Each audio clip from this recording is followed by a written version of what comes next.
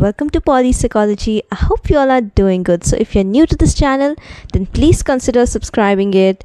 We are continuing with the Robert Barron series, and I'm still doing the memory chapter. So, if you haven't watched the previous chapters, you can go and check the playlist which I have shared in the description box below, and I've also shared some of the important playlists from my channel, like the NCERT class 11th and 12th. So if you want to watch those videos, then you can definitely go and watch them. So let's continue with our chapter, and today's topic is forgetting. Forgetting क्यों होता है? Now हम memory पढ़ रहे हैं, and यहाँ पर बात हो रही है फॉरगेटिंग की. फॉरगेटिंग क्या होता है, क्यों होता है? When are we most aware of memory? हमें हमारे मेमोरी के बारे में कब पता चलता है? Typically when it fails. Yes, so here it has been written that when we are unable to remember information that we need at a particular moment, only then we realize कि हमारा memory किस तरीके से काम कर रहा है. यानी जब ज़रूरत पड़ती है कोई चीज़ को अपने दिमाग में लाने की, याद करके, सोच करके बताने की, जब टाइम आता है, तब क्या हो रहा है कि हम ब्लैंक हो जाते हैं. तब हमें पता चलता है कि हमारा मेमोरी कितना अच्छा है, किस लेवल पे है. So often memory seems to let us down just when we need it most. For instance during an exam, आप रात पर पढ़ते हो, आपको लगता है कि ऑल द सिलेबस डन है, एवरीथिंग इज़ डन, एंड कल बस जाना है, एग्जामिनेशन हॉल में बैठना है और क्वेश्चन देखते ही बस एकदम आंसर लिखना स्टार्ट. लेकिन क्या होता है कि एंड तक आपको लग रहा होगा कि आपने जो है वो टॉपिक को कवर किया है. But what happens when you read the question and right when you are just about to write using your pen, जब आप आंसर लिखने जा रहे होते हो, तब आपको रियलाइज़ होता है कि अरे मुझे तो याद ही नहीं आ रहा है स्टार्टिंग कहाँ से था. It happens, right? It is very common. It happens with most of us. So why does this occur? ये forgetting होता क्यों है? What is the reason behind this? Why is information entered into the long-term memory sometimes lost, at least in part, with the passage of time? तो ऐसा क्यों होता है कि हम पढ़ते तो हैं, समय देते तो हैं चीज़ों को, टॉपिक्स को, लेकिन हम उससे भूल जाते हैं, या फिर बहुत सारी ऐसी बातें होती हैं जो कि हमारे लॉन्ग टर्म मेमोरी में जाने के बाद भी हम उसे क्या कर रहे हैं, हम उसे कुछ समय के बाद भूल जा रहे हैं. Why is this happening? Many explanations have been offered, so here will focus on the ones that have received most attention. तो ऐसे में तो बहुत सारी बातें बताई गई हैं कि ऐसा क्यों होता है, लेकिन जो मोस्ट अटेंशन जिन्हें मिला है, most agreeable ones, we will try to read them. तो अर्लीस्ट व्यू ऑफ फॉरगेटिंग आता है कि the information entered into the long term memory fades और decades with the passage of time. तो यहाँ पे क्या हो रहा है कि जो इन्फॉर्मेशन हमारे माइंड में, हमारे लॉन्ग टर्म मेमोरी में एंटर हो रहा है, ऑफ कोर्स वो कहाँ से पास हुआ है? वो शॉर्ट टर्म मेमोरी से पास हो करके वो proper attention and rehearsals, repetitive rehearsals के वजह से वो हमारे लॉन्ग टर्म मेमोरी में जा बैठा. नाउ मेमोरी में तो चला गया, लेकिन फिर क्या हो रहा है कि समय के साथ साथ बहुत सारी बातें हम भूल जाते हैं. ये बहुत नेचुरल है. हम बोलें कि हमें याद नहीं, हम क्लास 1-2 में थे, कुछ एक हुआ था, हाँ मुझे पूरा याद नहीं, लेकिन ऐसा ऐसा हुआ था उस दिन. We say like this. So why are we forgetting some of the events, and why are we able to remember some of them? While this seems to fit with our subjective experience, many studies indicate that the amount of forgetting is not simply a function of how much time has elapsed, rather what happens during that period of time is crucial. तो एक theory जो है वो बताता है कि भले ही हमारे लॉन्ग टर्म मेमोरी में इंफॉर्मेशन था, हमने याद करने की कोशिश की, लेकिन कुछ समय के बाद क्या हुआ कि हम उसे भूल गए. जब हमें बोलना था, जब वो इन्फॉर्मेशन को यूज़ में लाना था, हम याद नहीं कर पाए, हमारे मेमोरी में वो नहीं आया. तो ऐसा क्यों हुआ? तो एक एक्सप्लेनेशन ये बोलता है कि समय से इसका कोई लिंक नहीं है कि 2 साल हो गया, 10 साल हो गया तो इसलिए भूल गए। समय से इसका कोई लेना देना इतना नहीं है, इतना ज़्यादा नहीं है। लेकिन उस समय में जो फ्री टाइम आपने एक इन्फॉर्मेशन को अपने दिमाग में भरा, उसके बाद का जो फ्री टाइम था, जब आप उसके बारे में नहीं सोच रहे होते हो, लेकिन उस फ्री टाइम में आप करते क्या हो, what are you doing with that passage of time is important. So for instance, in one unusual study, इस चीज़ को साबित करने के लिए एक स्टडी किया गया by Minami and Dallenbach in the year of 1946, जहाँ पे कि उन्होंने कॉकरोचेस के ऊपर एक स्टडी किया and they taught cockroaches to avoid a dark compartment by giving them an electric shock whenever they entered it. So in one unusual study, what Minami and Dallenbach they did in the year of 1946, they are teaching the cockroaches, उन्होंने cockroaches को training दी कि एक dark apartment को क्या करना है, compartment को उसे अवॉइड करना है। डार्क कंपार्टमेंट को यानी अंधेरा सा जो जगह है उन्होंने बनाया हुआ था पूरा, ये एक्सपेरिमेंट था, लैब एक्सपेरिमेंट है। So they had created this thing by giving them electric shock. तो जैसे कि वो डार्क कंपार्टमेंट के पास पहुंच रहे थे, उन्हें क्या हो रहा था कि इलेक्ट्रिक शॉक दिया जा रहा था, क्योंकि उन्हें ये बिहेवियर को लर्न कराना था कि उन्हें उसके अंदर में नहीं जाना है। After the subjects had mastered this simple task, they were either restrained in a paper cone or permitted to wander around a darkened cage at will. तो आफ्टर ऑफकोर्स ये ट्रायल्स लगेगा, क्योंकि ऐसे में नेचुरली तो कॉकरोचेस लर्न करके नहीं आते हैं कि उन्हें डार्क के पास नहीं जाना है, कैसे करना है। वो ये बिहेवियर लर्न करवाने के लिए क्या किए, इलेक्ट्रिक शॉक्स दिए ताकि उनके माइंड में वो लर्निंग हो जाए, क्लासिकल कंडीशनिंग हो जाए और वो उस बिहेवियर को लर्न कर लें।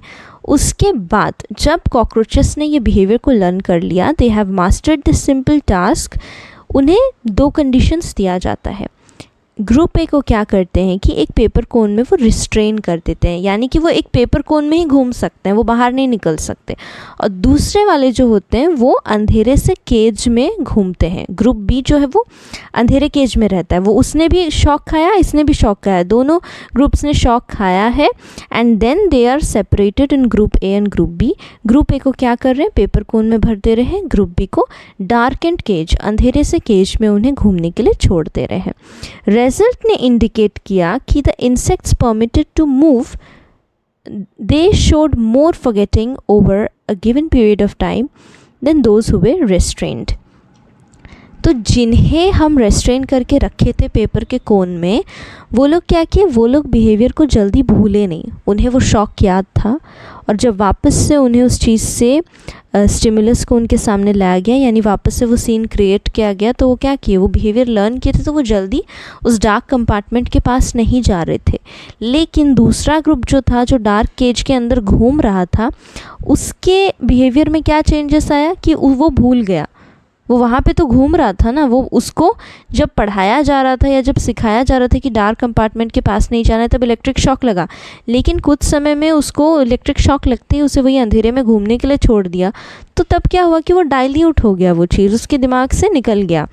सो what the roaches did between learning and being tested for memory was more important than the mere passage of time. तो यहाँ पे हम देखते हैं कि दोनों ग्रुप्स को टाइमिंग तो इक्वल दिया गया था, लेकिन दोनों ग्रुप्स ने किया क्या उस टाइमिंग में, वो इम्पॉर्टेंट बन जाता है कि कितने हद तक बिहेवियर जो है मेमोरी में रहेगा, या कोई भी जो बातें हैं मेमोरी में, हमारे मेमोरी में वो रहेगा या उसका जो है प्रभाव कम हो जाएगा। Perhaps even more surprising, other studies indicated that recall sometimes improves over time. So early on, psychologists rejected the notion that forgetting stems from passive decay of memories over time and turned instead to views we'll consider next. तो यहाँ पे बता रहा है कि initially तो ऐसा बोला गया था कि समय के साथ साथ हम भूल जाते हैं। ऐसा हम नॉर्मल मानते हैं कि नहीं मानते, हम यूजुअली अपने आप से भी हम कहते हैं कि नहीं काफ़ी पुरानी बात है तो हम भूल गए हैं। बट एक्चुअल में साइंस के हिसाब से अगर आप देखेंगे तो ये क्या हो रहा है, ये रॉन्ग प्रूव होता है कि हमें वो पैसेज ऑफ टाइम में हम करते क्या है वो इम्पॉर्टेंट रहता है। And perhaps even more surprising, Other studies indicate that recall sometimes improves over time. Some of the studies are indicating कि क्या हो रहा है कि रिकॉल जो है वो टाइम के साथ साथ इम्प्रूव हो रहा है, हमेशा से घटता नहीं, कभी कभार समय के साथ साथ इम्प्रूव हो जाता है।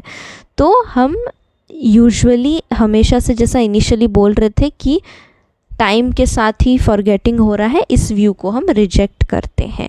सो फॉरगेटिंग क्यों हो रहा है? If forgetting is not a function of the passage of time then what is it source? तो फिर रीज़न क्या है? एक पॉसिबिलिटी है कि ऐसा बोला जाता है कि फॉरगेटिंग जो है वो कहाँ से आ रहा है? Interference between items of information stored in the memory. तो यहाँ पे दो तरीके के इंटरफेरेंस के बारे में बोला गया कि ये दो तरीके के इंटरफेरेंस की वजह से ही हमारे मेमोरी में ऑलरेडी प्रेजेंट जितनी भी इवेंट्स हैं, बिहेवियर्स हैं, लर्निंग्स, हमने जो कुछ भी रखा है उसमें जो है हम चेंजेस देखेंगे, या वो दो तरीक़ों के इंटरफेरेंस की वजह से आइदर हमारा मेमोरी क्या हो रहा है, इम्प्रूव हो रहा है, या फिर हम उस चीज़ को भूल रहे हैं easily. So those two kind of interferences are retroactive interference and proactive interference. Retroactive interference से मतलब है कि ये वो interference होता है with retention of information already present in memory by new information being entered into the memory. Retroactive में information is currently being learned, जो information आप currently learn कर रहे हो that will interfere with the information already present in the memory. तो retroactive ये याद रखना कि retro माने पुराना, retroactive interference की पुराना वाला जो आपका memory है वो आप भूलोगे इसके वजह से, ये retroactive interference की वजह से। क्यों भूलोगे? क्योंकि currently आप एक ऐसा चीज़ learn कर रहे हो या सीख रहे हो जिसके वजह से कि आप वो पीछे वाले मेमोरी में क्या हो रहा है, प्रॉब्लम आएगा, रेट्रोएक्टिव इंटरफेरेंस आएगा। For example if learning how to operate a new computer program causes you to forget how to operate one you learned previously, this is an example of retroactive interference. तो अभी अगर आप कोई एक new computer programming language को learn कर रहे हैं जो कि क्या हो रहा है, उसका इन्फॉर्मेशन इतना, उसका स्टाइल इतना अलग है कि जो पुराना आपने सीखा था आप वो पुराना वाला भूल चुके हो, अभी नया ही याद है, तो पुराने में प्रॉब्लम लाने वाली चीज़ को हम बोलते हैं रेट्रोएक्टिव इंटरफेरेंस। दूसरा आता है proactive interference. This in contrast what it does is that previously learned information present in long term memory interferes with the information you are learning at present. तो लॉन्ग टर्म मेमोरी में जो पहले से जो information है उसके वजह से नए वाले इन्फॉर्मेशन में दिक्कत आ रही है। तो नए वाले इन्फॉर्मेशन में जब दिक्कत आ रही है, मैंने आगे के लर्निंग में जब दिक्कत आ रही है, तो हम उसे बोल रहे हैं प्रोएक्टिव इंटरफेरेंस। और ऑलरेडी लर्न पुराने मेमोरी में जब दिक्कत आ रही है पुरानी चीज़ों को याद करने में, तो वो बन जाएगा retroactive interference. So proactive interference में suppose you learned how to operate one VCR and now you buy a new one which requires different steps for recording a television program. If now you make mistakes by trying to operate the new VCR in the same way as you did the old one, this constitutes proactive interference. तो पहले क्योंकि आपने एक चीज़ learn किया तो उसके वजह से आप नई चीज़ें आपसे नहीं हो रही हैं, आपको पुरानी ही वाली जो है इजी लग रही थी, तो इसको हम बोलेंगे proactive interference. Now, a large body of evidence offers support for the view that interference plays a key role in forgetting from long-term memory. तो इसके क्या है कि इसका बहुत ज़्यादा एविडेंस है, साइंस ने प्रूव किया है कि हाँ इंटरफेरेंस के वजह से ही जो है लॉन्ग टर्म मेमोरी में forgetting देखा जा रहा है। फॉर एग्जाम्पल काफ़ी सारे लेबॉरेटरी स्टडीज़ किए गए, and the more similar the words और nonsense syllables participants the more similar the words or nonsense syllables participants learn from different lists, the more interference occurs among them and the poorer the recall of these materials. So what is happening here? The more similar kind of a words or the more similar kind of stimulus the participants are being exposed to, they will find difficulty because that will create more interference. Same type की चीज़ें होंगी तो interference create होगा, either वो retroactive interference में या फिर proactive interference में जाके वो फॉरगेटिंग का कॉज बनेगा. The poorer their recall of this material. So it is not that if they are being presented with some similar kind of words और nonsense syllables that their recall will be better. It is just the opposite. However, more recent findings raise complex questions about the view that forgetting derives mainly from interference. So recent research findings has also given some views that forgetting सिर्फ और सिर्फ interference उसका reason नहीं है, कुछ और भी हो सकता है. First, while interference does seem to play a major role in the forgetting of meaningless materials such as nonsense syllables, it is far less important in forgetting of meaningful passages. So memory for the basic meaning, basic वाली जो meaning है, words है, of such passages is often retained even if the passages are quite similar to one another and would be expected to produce interference. Similarly, for interference to occur, अगर interference हो रहा है वहाँ पे, then something that is potentially interfering must occur in the period between original learning and testing for memory. So when will the interference occur? When you are trying to learn something, like original learning start हो रहा है and उसके बाद का जो time रहेगा passage में, that will like create a scene कि either forgetting हो रहा है या क्या हो रहा है. You are checking your memory when you are testing the memory. You will be able to know the potential. So yet forgetting occurs even when the research participants learn a single list or even a single item. Such forgetting might be due to interference from sources outside the experiment, but these have proved difficult to identify. So what it is saying is that overall the interference, which was once viewed as the cause of forgetting, is no longer assigned this crucial role by most memory researchers. So earlier they told that interference के ही वजह से forgetting हो रहा है. First बोला गया कि time की वजह से फॉरगेटिंग हो रहा है, फिर बोला गया इंटरफेरेंस की वजह से फॉरगेटिंग हो रहा है. Research points to another intriguing possibility. हमने देखा कि हमेशा से इंटरफेरेंस जो है वो फॉरगेटिंग नहीं करवा रहा है. यहाँ पे potentially interfering must occur in the period between original learning and testing for memory. हमेशा से जो है आपका इंटरफेरेंस के वजह से आपका मेमोरी ख़राब नहीं बेटर भी हो सकता है. तो दूसरा कॉन्सेप्ट जो दूसरा इंट्रिगिंग पॉसिबिलिटी हो सकता है फॉरगेटिंग का, उसको हम बोल रहे हैं retrieval inhibition. The inhibition of information in memory we don't try to remember produced by our retrieval of other related information is the retrieval inhibition.